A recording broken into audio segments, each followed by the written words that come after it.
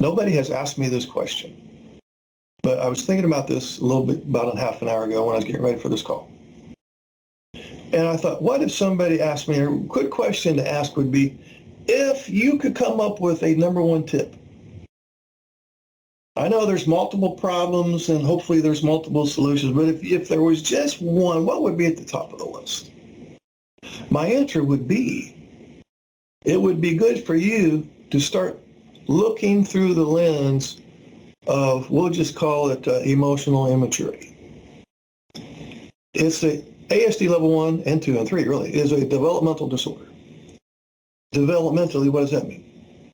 Developmentally, he's emotionally immature. Chronologically, he's 45. Emotionally, he's not much beyond a 14 or 15-year-old at best. Maybe 16 if you're lucky. Some NT wives go, no, try again, how about 8 years old?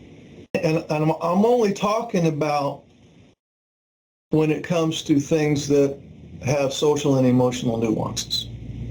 When it comes to his special interest or what he's an expert in or work or whatever, he is by all definition a neurotypical. ASD level 1 is a disorder of social skills and a disorder of emotional literacy. But when he is doing something that he's interested in and he's high IQ, for all intents and purposes, he is neurotypical.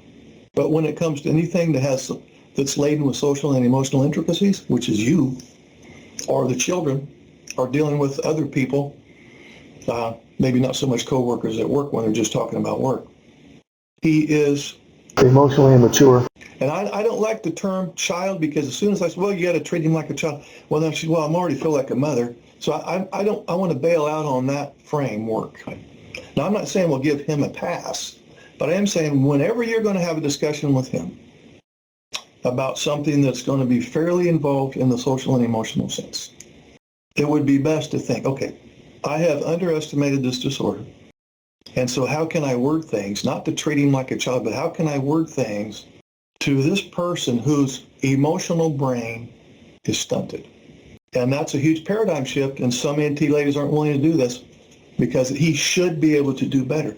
He's an adult. He's supposed to know these things.